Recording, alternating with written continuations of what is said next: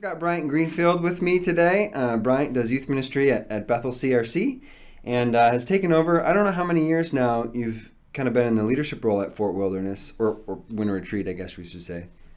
I think it's been in about 6. We had that off year because of COVID, so I think I planned 5 total. But You've yep, I've been planned doing it for five. 6 years. When I was going as a student, I think maybe John Venheisen was doing it already then.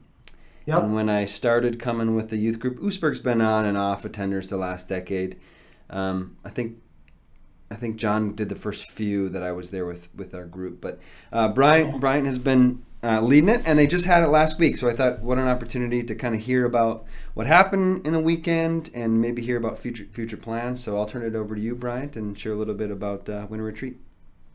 Yeah. So Winter Retreat is put on by, I believe, and you could correct me if I'm wrong, Zach, by Classis Wisconsin. It's been going on now since 1976.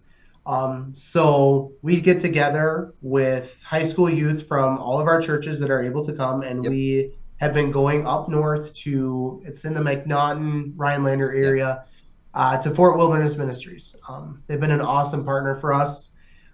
It's beautiful. It's in the North Woods, away from everything, and it's truly is a retreat. Um, I went all 4 years in high school, and this will be my 11th year attending as either a volunteer leader or I know John Mulder and I call ourselves directors, like we have a title. Um, and it is a fantastic weekend to get away. It's typically a Thursday through Sunday.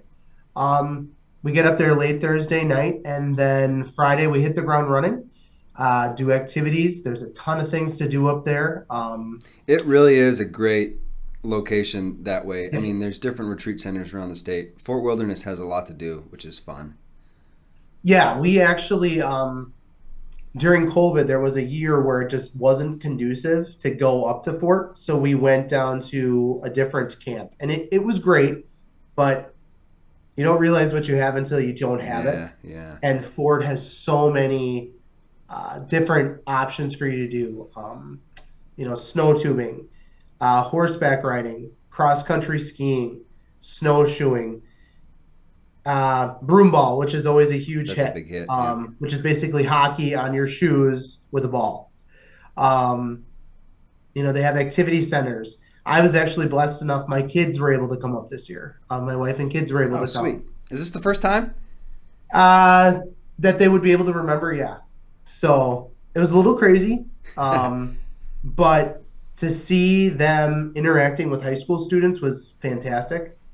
They're not scared. They were playing games with it, with them, and it was really really cool. It's as a leader, I I feel like I need it every year to recharge. Hmm. As a volunteer going there, it is for my faith and my faith journey. It's always good, even as adults, to get away. And even though I have to plan it, we have it done pretty smoothly. Um, it's a fantastic week for me as well. So Yeah. The last few years, so there's a variety of speakers that come in over yeah, time. The last few years seems like it's been pastors from around the classes. I think Jason Rice was yep, before me. That was last year, and then Pastor Kurt Ritzma from Bethel this year. You share a little bit about the theme and maybe some of the lessons. yeah. This year was, like you said, it was Pastor Kurt Ritzma from Bethel. It was We Are Witnesses. We took the theme scripture from Joshua 24:22, which was Joshua said, "You are witnesses against yourselves that you have chosen to serve the Lord." And the Israelites replied, "Yes, we are witnesses." Um, so what we did is we did essentially 6 different sessions. Pastor Kurt broke it up. And the first session was just an introduction. We are witnesses. And then every single session, we talked about different areas in which we do witness and show our commitment to the Lord and how others see it. So, for Hmm. example, Friday afternoon was love the Lord your God. Well, what does that look like in practical terms? And then in our breakout sessions, we had additional topics that we talked about. So, love the Lord your God. How does that factor into high school life and what these kids are going through? And so we talked about materialism and money. And we talked a lot about phones, cell phones. We take our cell phones away from our students when we go up north, or at least we try. Some bring burner phones. To the parents watching, please don't let your kid do that. Uh, but love the Lord your God. Put him first. What does that look like practically?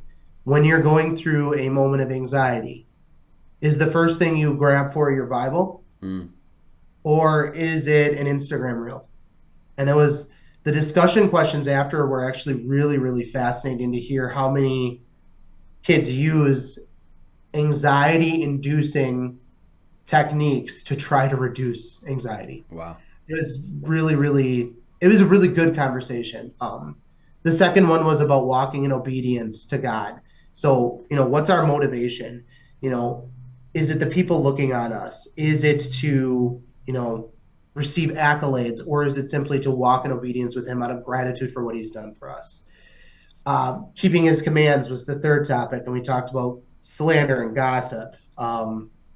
It's really funny. Pastor Kurt had a line in there, and he quoted himself. He had the little quotes. I thought that was good about everything you say. There's a little element of truth, to which I used against my father and said, "Wow, you really thought a little bit of me, when I was a kid," just as a joke. But it was really good. We talked about how do we talk to each other. Joking around, we all do it, but is there truth in the joke? Are we actually thinking about before we speak? So that was really good. The fourth topic was holding fast to him, and that was a lot about worry and anxiety, and again, how we should try to silence out the noises around us and hold fast to him. Kurt showed an amazing video. I thought it was pretty cool, but I'm an old fuddy-duddy, from Master and Commander.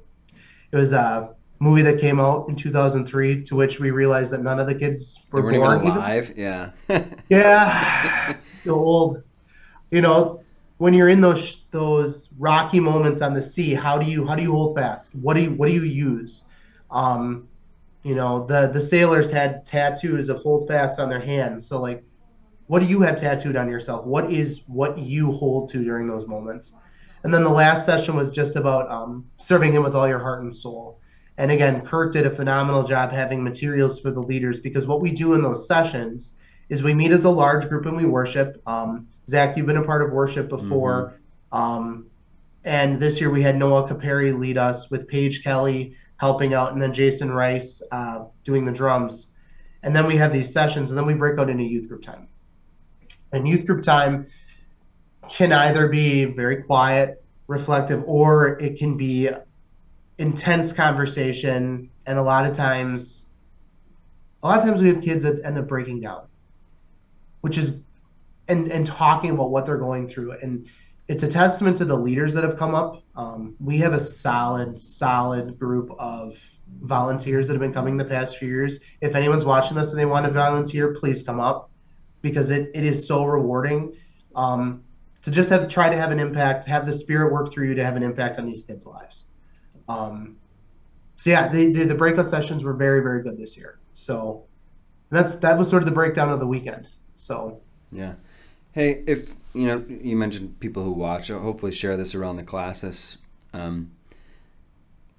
What would people want to know if they would want to get their youth groups involved in future years?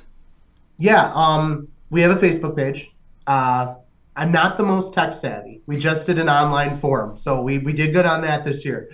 We do have a Facebook page, and I'm going to be posting on that periodically. And I also plan on emailing all the churches in our classes, because next year actually is our 50th, which is a pretty amazing milestone to be doing this. It started in 1976 from what John and I could find. So we're saying it's the 50th, but it feels like the 50th. And it is unbelievably rewarding. I think all of us leaders have talked about, if you have youth right now, there's so many things vying for their attention, vying for their identity. And to even get 3 nights away without their phones, without school, without sports, without that pressure, to get those few precious moments with them is invaluable.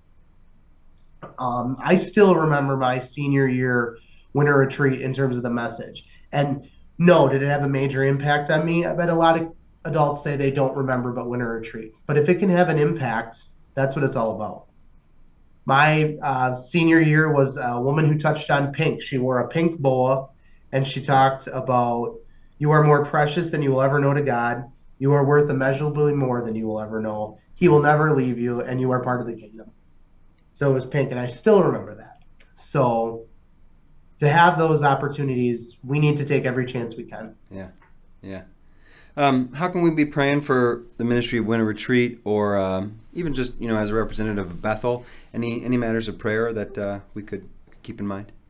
I think just praying for kids, high schoolers, just for them, peace of mind, calmness, being able to weather those storms, find influences that, you know, 2 years ago, Paige Kelly talked about your spheres of influence and spheres of love, and it still stuck with me that circle of phileo love. I think I'm saying that right. Maybe correct me if I'm wrong. Okay. The 4 or 5 people in your life that you're vulnerable with because you know that they are not judging you, they love you, they're going to hold you accountable. Those are what I pray for these kids. And then also praying for the volunteers that they still have a heart to come because it's a long weekend. I mean, as a volunteer, you may go to bed at 2 a.m. You may be sleeping in a cabin with a bunch of high schoolers, but it's so rewarding and you have to get over that hurdle of, oh, I don't really want to do that. And when you're there, it's awesome. Yeah. Well, we'll be praying for those things. I'll try to share the link to the Facebook, and there's a website that gets updated. And on Facebook too, if you look at the Facebook page, I record the sessions. So those are out there for people to see. So Sweet. They're live streamed, and then I think I did it correctly where I said they never get deleted. Hopefully. Nice. Well, thanks for what you do, Bryant, not only at Bethel, but for the Classis, and hope you have a good day. Awesome. Thank you so much, Zach.